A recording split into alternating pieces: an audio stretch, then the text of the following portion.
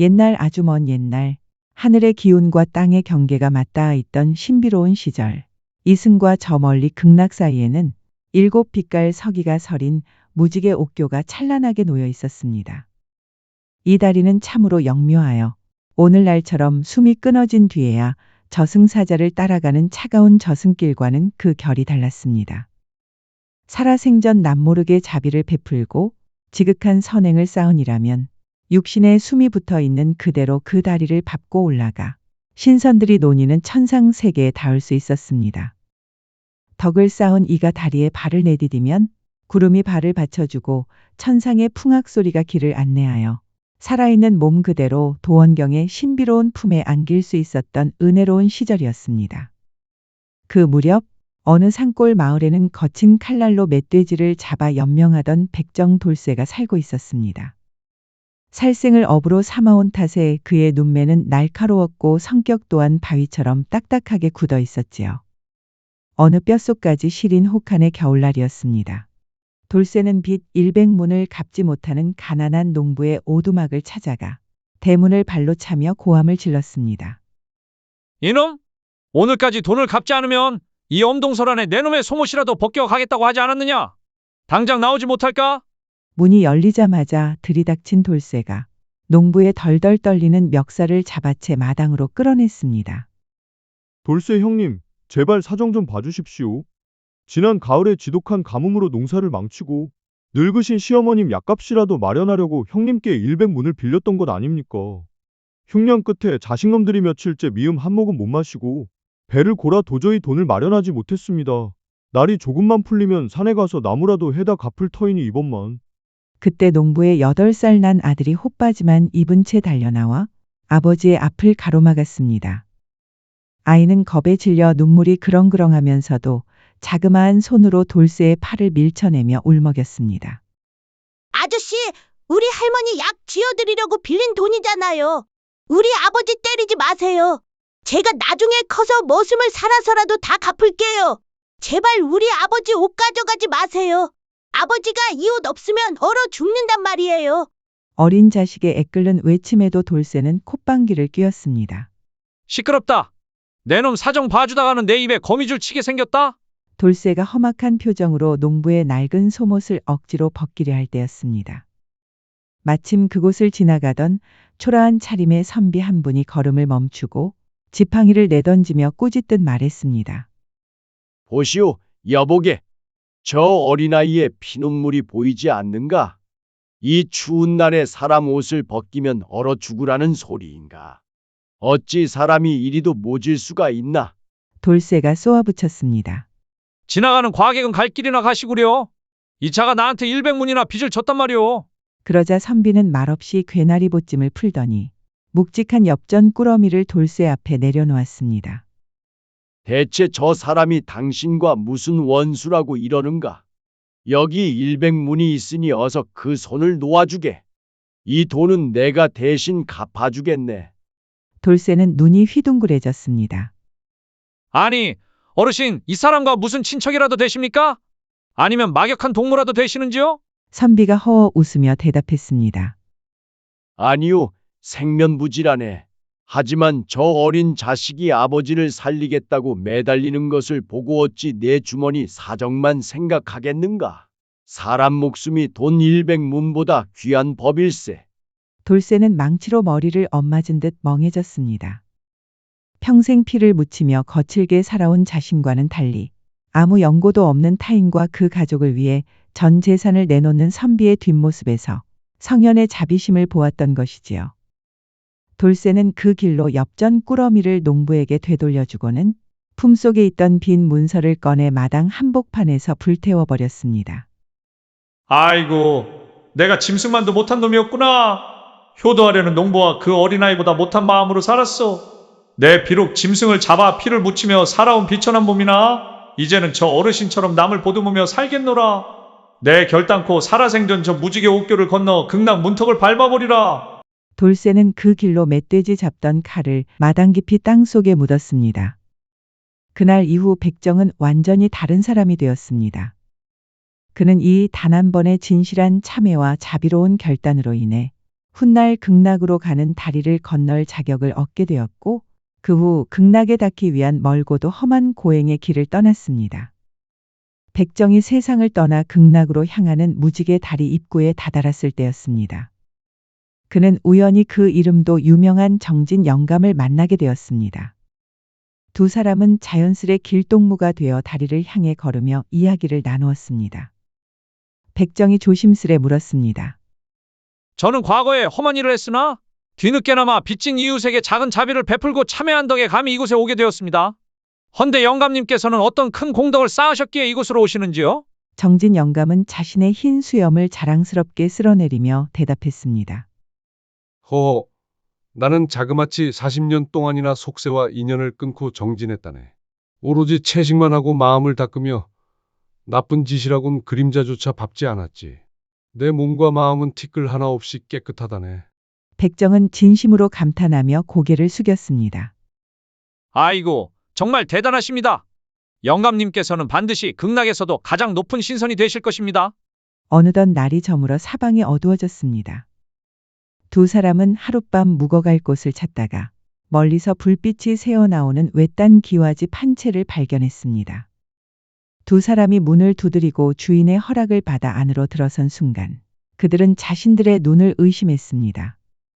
밖에서 보던 평범한 기와집과는 딴판으로 집안은 온통 휘황찬란한 보물로 가득 차 있었기 때문이었지요. 탁자는 순은으로, 의자는 황금으로 만들어졌고 벽에는 주먹만한 야명주가 빛을 발하고 있었습니다. 차를 내오는 항아리는 붉은 홍옥이었고 술잔은 투명한 백옥이었습니다. 정진 영감이 눈을 반짝이며 백정에게 속삭였습니다. 이보게, 여긴 예사집이 아니야. 필시 황제의 별궁이거나 재상가에 숨겨진 별장일 걸세. 오늘 우리가 아주 운이 좋구먼. 그런데 더욱 기이한 것은 이 호화로운 저택의 주인이 젊고 눈부시게 아름다운 두 명의 과부였다는 점이었습니다. 그 외에는 시녀 네 사람뿐, 남자의 그림자는 찾아볼 수 없었습니다.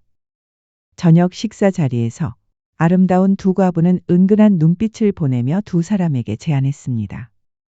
보시다시피 저희 집에는 바깥일을 돌볼 남자가 없습니다. 두 분께서 괜찮으시다면 이 집에서 저희와 함께 살면서 집안을 관리해 주시면 어떨는지요? 평생 부귀영화를 누리게 해드리겠습니다. 그 말을 들은 정진 영감은 입이 귀에 걸릴 듯 기뻐했습니다. 그러나 백정의 생각은 달랐습니다. 그는 불안한 기색을 감추지 못하고 정진 영감의 소매를 잡아 끌며 속삭였습니다. 영감님, 젊은 과부들이 사는 집에 외간 남자가 머무는 것도 법도에 어긋나거니와 아무래도 그냥 나가는 게 좋을 것 같아요. 실수할지도 모르니 말이에요. 저는 아무래도 그냥 나가는 게 좋겠습니다. 저는 본래 심성이 약하여 행여나 실수라도 할까 두렵습니다. 정진 영감은 코웃음을 치며 백정을 비웃었습니다. 이 사람아, 겁도 많구먼. 나는 40년을 수도한 사람이야. 어떤 유혹에도 흔들리지 않는 강철 같은 마음을 가졌단 말일세. 자네나 걱정하게. 나는 이곳에서 편히 있을 테니. 결국 백정은 단호히 고개를 저었습니다. 아닙니다. 저는 제 분수를 압니다. 겨우겨우 착한 일 하나 하여 이곳까지 왔는데 한순간의 욕심으로 모든 것을 망치고 지옥에 떨어질까 두렵습니다. 백정은 그 길로 황금 저택을 빠져나왔습니다. 그는 대문 밖 차가운 돌계단에 웅크리고 앉아 밤을 지새웠습니다. 밤새 모기가 물어뜯고 한기가 뼛속까지 스며들었지만 그는 결코 안으로 다시 들어가지 않았습니다. 다음 날 아침, 맑은 산새 소리에 눈을 뜬 돌쇠는 눈을 비비며 주위를 둘러보았습니다. 간밤에 분명 황금빛 기와가 찬란하고 옥으로 만든 돌계단이 즐비하던 대궐 같은 집에서 잠이 들었건만 눈앞에 펼쳐진 풍경은 생경하기 그지없었습니다. 햇살은 이미 중천에 떠올라 눈부시게 내리쬐고 있었으나 화려한 병풍과 비단 이부자리는 온데간데 없었습니다. 돌쇠가 누워있던 곳은 돌계단이 아니라 길가의 거친 풀밭이었고 웅장하던 대궐은커녕 비바람을 피할 작은 오두막조차 근처에 보이지 않았습니다. 이게 어찌 된 일인가? 분명 어제 기와집 앞 돌계단 위에서 잠을 청했거늘. 어안이 벙벙해진 돌쇠가 몸을 일으키려던 찰나 정적을 깨고 어디선가 뿌드득 뿌드득 하는 기괴하고도 소름 끼치는 소리가 들려왔습니다. 무언가 뼈가 으스러지는 듯한 불길한 소리에 돌쇠는 조심스레 길 아래 계곡을 내려다보았습니다. 계곡 아래 깊은 구덩이 속에는 뜻밖에도 정진 영감이 있었습니다. 그는 무려 40년 동안이나 속세를 끊고 돌을 닦아온 노인이었지만 그가 마주한 결말은 참혹했습니다.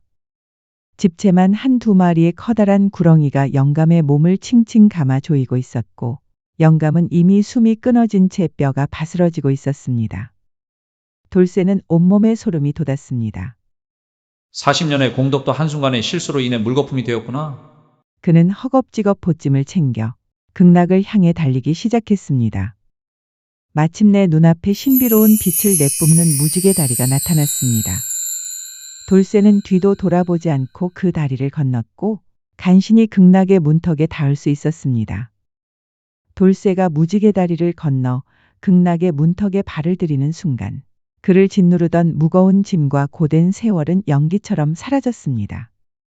그곳은 노동 없는 풍요가 가득하여 짐승을 쫓아 헤매지 않아도 천상의 성찬이 눈앞에 차려졌습니다. 사나운 맹수들은 어느새 평화로운 친구들이 되어 돌쇠의 곁을 온순하게 지켰고 고된 살생의 업으로 깊게 파였던 주름과 굽은 허리는 씻은 듯이 나아 다시는 병들거나 늙지 않는 영원한 즐거움을 누리게 되었습니다. 평생 피비린내 나는 칼날을 손에 쥐고 차별과 멸시 속에 살아온 백정 돌쇠는 비로소 그 무거운 칼을 내려놓고 눈부신 꽃향기 속에서 진정한 안식을 찾았습니다. 세월이 흘러 도교의 한 신선이 인간 세상에 내려왔다가 백모란이라는 이름의 아름다운 낭자를 보고 마음을 빼앗기고 말았습니다. 신과 인간의 사랑은 금기였으나 두 사람은 서로의 손을 맞잡고 아무도 찾지 못하는 극락으로 도망치기로 결심했습니다.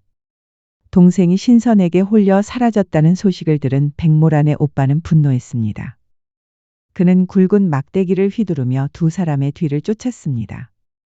마침내 무지개로 만든 다리 입구에 다다랐을 때 저 멀리 다리를 건너는 동생의 뒷모습이 보였습니다. 극락으로 도망가면 내가 못 쫓아올 줄 알았더냐? 나 또한 평생 남에게 해 끼치지 않고 착한 일을 하며 살았으니 이 다리를 건널 자격이 충분하다. 오빠가 고함을 치며 다리 위로 발을 내디디려 하자 이를 지켜보던 신선이 서늘한 미소를 지으며 보검을 빼들었습니다. 신선은 이제 인간 세상 사람들은 이 다리를 건너지 못할 것이다. 라고 외치며 단칼에 무지개 다리를 베어버렸습니다. 쨍하는 고문과 함께 찬란하던 무지개 다리는 두동강이 나아 깊은 구렁텅이로 추락했습니다. 그날 이후 사람들은 아무리 착한 일을 많이 하고 돌을 닦아도 살아서는 극락에 발을 들일 수 없게 되었으며 오직 죽음을 통해 육신의 굴레를 벗어던진 영혼만이 험난한 저승길을 거쳐 극락의 문을 두드릴 수 있게 되었습니다. 결국 극락은 다리가 있어 가는 곳이 아니라 갈 자격이 있는 자에게만 열리는 마음의 문이었습니다.